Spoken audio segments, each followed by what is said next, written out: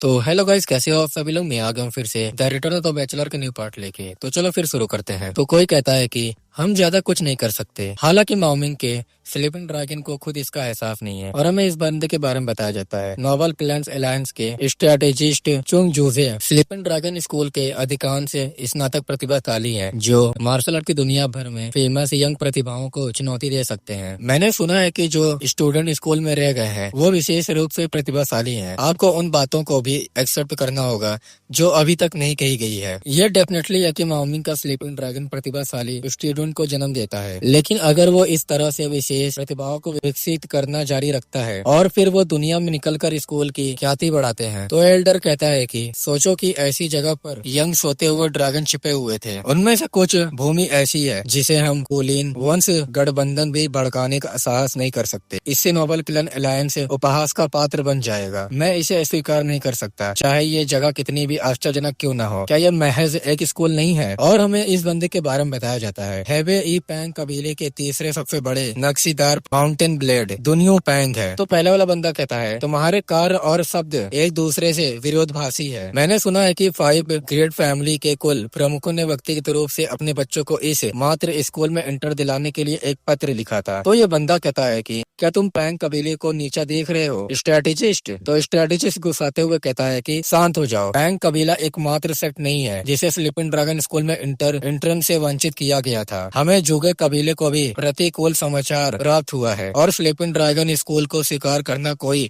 सुखद बात नहीं है, लेकिन मैं फिर भी तुमको ये बात बता रहा हूँ ताकि हम फैक्ट से निपट सकें। तो ये बंदा कहता है कि क्या ये फैक्ट केवल एक बार ही शुरू हुआ है? मैं नहीं जानता कि तुम क्या सोच रहे हो कि क्योंकि तुम हमेशा बल के बजाय वाकपुट शब्दों का यूज करते हो, लेकिन मैं डुपियो पैंग अपनी नंगी मुट्ठियों के बल पर मार्शल आर्ट की दुनिया में जिंदा बचा हुआ हूँ। इसका मतलब ये है कि मैं किसी भी बात पर तब तक विश्वास नहीं कर सकता जब तक कि मैं खुद उसका सामना ना कर लूं। तो सामने वाला एल्डर कहता है कि एल्डर पैंग प्लीज शांत हो जाओ। तो एल्डर पैंग चिल्लाते हुए कहता है कि सर, मुझे हमारे असासिन स्क्वाड की 2 ग्रुप दीजिए। मैं खुद गुआंगडोंग जाऊंगा और उसे अच्छी चेतावनी दूंगा। तो वो चिल्ला के कहता है कि एल्डर पैंग, और वहाँ एक जोरदार प्रेशर बन जाता है। तो एल्डर पैंग कहता है कि मुझे माफ कर दीजिएगा, मैं अपने इमोशन को कंट्रोल नहीं रख पा रहा था। पिछला एल्डर कहता है कि चलो ठीक है, कंटिन्यू करो। स्ट्रेटेजिस्ट कहता है फिर मुझे अपने बात पूरी करने दीजिए। और वो बोलता है जैसा कि आप सभी जानते होंगे, हेयांग सेक्ट के यंग मास्टर ने हमें जो इम्पॉसिबल कहानियां सुनाई है, उनके अलावा यह डिसीजन वैग्रन गिल्ड के ग्रेट एल्डर के साथ मिलकर लिया गया था कि स्लीपिंग ड्रैगन स्कूल को हमारा दुश्मन बताने से कुछ भी अच्छा नहीं होगा। तो एल्डर कहता है कि ये तो सच है, लेकिन वे स्ट्रेटेजिस्ट कहता है कि ये शब्द बिल्कुल सही है। अपने दुश्मनों की संख्या बढ़ाने से ज्यादा बेवकूफी वाली बात कोई नहीं है। और इस बंदे के बारे में बताया जाता है हेवनली सेक्ट के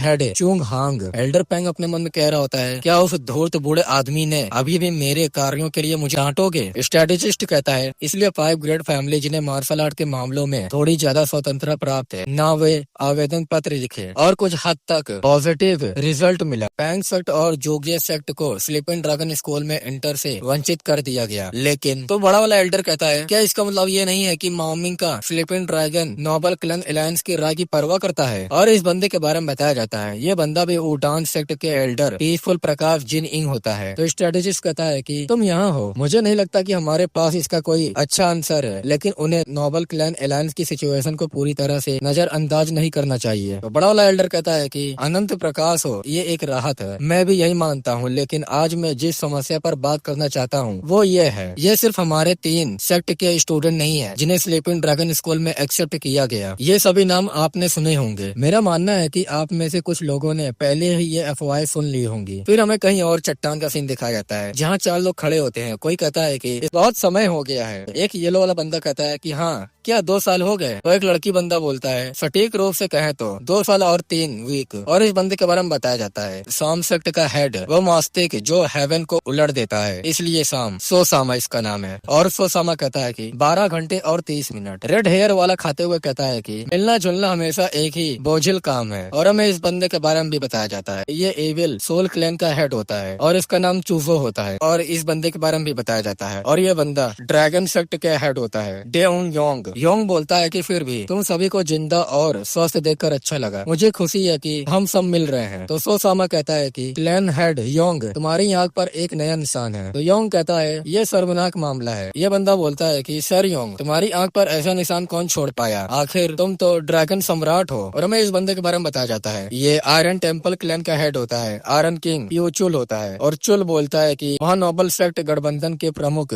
सोनियो जोंग और मेरे अलावा कोई और नहीं होना चाहिए। वहाँ नोबल सेक्ट के हेड सोनियो जोंग और मेरे अलावा और कोई है। तो सोसामा कहता है कि तुम सही कह रहे हो, ऐसा नहीं है कि तुमने इससे फाइट की है क्योंकि हम भाई हैं। तो चुल बोलता है कि तो फिर क्या ये सोनियो जोंग था। रेड हेयर वाला चिल्ला चिल्ला के हंसने लगता है और कहता है कि तुम लोग क्या कह रहे हो, अगर सोनियो जोंग और सर योंग एक दूसरे के खिलाफ अपने तलवार तोले तो इसका मतलब होगा एक महान युद्ध। रुको, मैंने खबर सुनी है कि एक मार्शल आर्टिस्ट जो बिल्कुल आपके जैसा दिखता है, ड्रैगन सम्राट ने नानमन में 5 विश महल का दौरा किया, लेकिन मैंने यह भी सुना है कि वो आपके मुकाबले बहुत कमजोर लग रहा था। तो सोसामा कहता है कि अरे यार, मुझे लगता था कि खबर झूठी है पर लगता है कि ये सच है। तो स्कार वाला बंदा बोलता है क्या अफवाहें यहाँ तक पहुँच चुकी है। तो सोसामा कहता है क्या तुमने उस जगह में इंटर करने से पहले मेरे द्वारा बनाई गई बंधन दमन की गोली ली थी। तो ये स्कार वाला बंदा कहता है कि एलिक्सर बहुत असरदार थी, ये एक भयानक गोली थी जिसने मेरी पावर को दबा दिया और जकड़ लिया। इसने मेरे अंदर की 80% की वाई को बेकार कर दिया। इसके अलावा मेरी बॉडी कमजोर और यहाँ तक कि बेकार भी महसूस करने लगा। 5 डार्कनेस के महल में मुझे बहुत तकलीफ हुई। ये निशान मुझे नानमन के लॉर्ड ने दिया था। तो सोसामा कहता है क्या तुम इतनी बुरी तरह से एक डिफिकल्ट फाइट चाहते थे। तो स्कार वाला बंदा बोलता है कि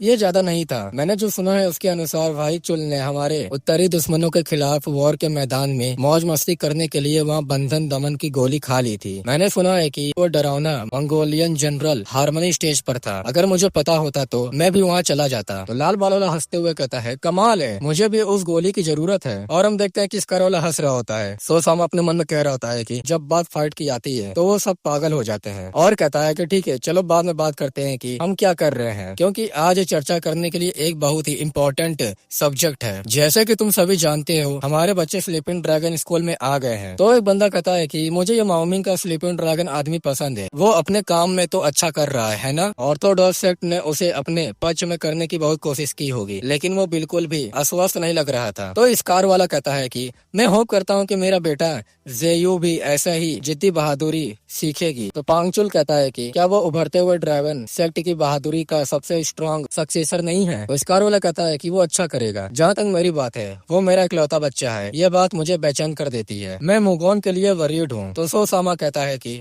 मैं बस ये उम्मीद करता हूँ कि आयोन वहाँ एक नॉर्मल बच्चे की तरह मजाक कर सकेगा। वो यंग बच्चा पहले से ही काफी बदमाश है। तो योंग कहता है कि क्या ऐसा इसलिए नहीं है कि वो बच्चा तुम्हारे जैसा है सामा। तो सामा कहता है कि योंग। तो योंग भी कहता है कि अरे अरे मैं मजाक कर रहा था बस। चूजो फनी सा फेस बनाते हुए कहता है क्या मुझे ये बातचीत छोड़ देना चाहिए क्योंकि मेरा कोई बच्चा नहीं है, मेरे पास शादी करने का समय नहीं था। तो सामा कहता है कि हाँ क्या कह रहे हो, बच्चे हमारे बच्चे हैं। खैर 10 स्टूडेंट में से 4 नोबल क्लैन अलायंस से है और हमारे 3 बच्चे हैं। ऐसा लगता है कि 2 या 3 बच्चे ऐसे भी हैं जो मार्शल आर्ट की दुनिया से नहीं है। तो चुल कहता है कि तुम्हारा मतलब 2 या 3 से क्या है। तो वो बताता है खैर मैंने कल हेवनली की क्यूआई पढ़ी लेकिन एक सितारा स्पष्ट था, तुम फिर भी अजीब बात कर रहे हो। ऐसा इसलिए क्योंकि मेरे पास कोई जवाब नहीं है। तो योंग कहता है ये इतना इम्पोर्टेंट नहीं लगता। तो चुल कहता है कि फिर भी ये सोचना कि उस पाखंडी ऑर्थोडॉक्स सेक्ट से 4 बच्चे हैं। तो योंग कहता है कि क्या वो बच्चा भी वहाँ है। तो वो बोलता है कि चुन मियोंग। तो सामा कहता है कि हाँ वो है। तो चूजो कहता है कि जब 11 साल की उम्र में उसे अगला तलवार देवता कहा गया था तो वो वहाँ तक क्यों गया। तो योंग कहता है उसकी क्या खबर है, मैंने तो सोचा कि वो मेरे जेयू का अच्छा अपोनेंट बनेगा। एक बार मैं उनसे अचानक मिला और मुझे यकीन है कि वो बड़ा होकर एक खतरनाक मार्शल आर्टिस्ट बनेगा। एक बहुत ही प्रतिभाशाली बच्चा उन पाखंडियों के बीच आ गया है। तो सोसामा कहता है कि अच्छा ऐसा है, आखिरकार उनका जन्म एक अलग ही सितारे के नीचे हुआ था, जब वो बड़ा होगा तब वो हम सबके लिए खतरा बन जाएगा,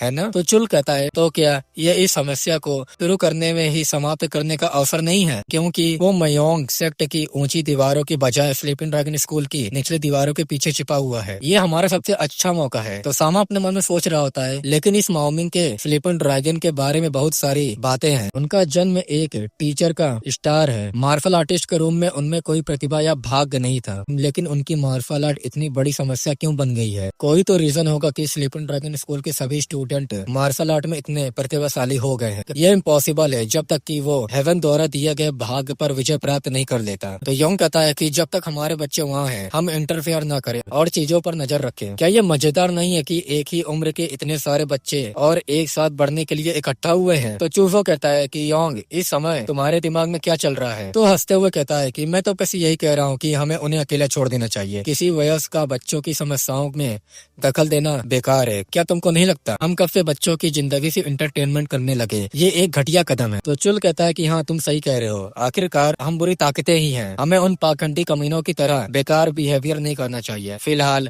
हम वही करेंगे जो तुम कहोगे योंग। अब तो चलो बच्चों के बारे में बात करना बंद करें और खुद मेज के नीचे बैठकर शराब पीते हैं। तो योंग कहता है कि हम सब की आखिरी मुलाकात को काफी समय हो गया है ना? कौन जानता है कि हम कब मरेंगे, इसलिए हमें अपने उन भाइयों का जश्न मनाना चाहिए जो अपनी परीक्षाओं से बच गए। तो चूफू कहता है कि हाँ, ये हमारी लाइफ की वे है। तो सामा अपने मन में कह रहा होता है कि भले ही एडल्ट की जीवन शैली सही हो, लेकिन वो उसे अपने बच्चों पर थोप नहीं सकते। उनकी एकमात्र इच्छा ये है कि उनके बच्चे अपने रास्ता खुद चुने। कोई कहता है कि बच्चा, फिर हमें कहीं और का सीन दिखाया जाता है जहाँ एक बंदा थ्रोन पे बैठा हुआ होता है और उन लोग के सामने दो बंदे होते हैं। उनमें से एक बंदा कहता है कि वो सुरक्षित पहुंच गए मास्टर। तो उन्होंने अपना ट्रेनिंग भी बिना किसी बाधा के पूरा कर लिया। तो मिस्टीरियस बंदा कहता है कि उससे कहो कि वो सावधान रहे, मैं एक भी गलती बर्दाश्त नहीं करूंगा। तो दोनों बंदे कहते हैं कि ठीक है सर। और मिस्टीरियस बंदा कहता है ज्यादा समय नहीं बीता जब हम हेवन के खिलाफ विद्रोह कर पाएंगे। आपको हमारे अंतिम कदमों की तैयारी बिना एक भी गलती के करनी होगी। और जॉर्ज उसे पागलों जैसा हंसने लगता है और कहता है कि रेबेलियन के लिए। फिर हमें स्लीपिंग ड्रैगन स्कूल का सीन दिखाया जाता है जहाँ कोई कहता है अगर वो तैयार नहीं था तो उसे हमें नहीं बुलाना चाहिए था। और ये आर्कड्यूक का छोटा भाई होता है, वो कहता है कि मैं सच में उसे पसंद नहीं करता। हमारा एमसी कह रहा होता है उससे, मुझे एक आखिरी काम तैयार करना है, इसलिए आज रेस्टोरेंट में ही रुको तुम। कोई कहता है कि हाँ, वो हमें क्या समझता है। और एक बंदा होता है, वो कहता है कि क्या हमें इतने छोटे कमरे में सोना चाहिए? तो पीछे से एक लड़की कहती है कि मुझे इससे कोई परेशानी नहीं है,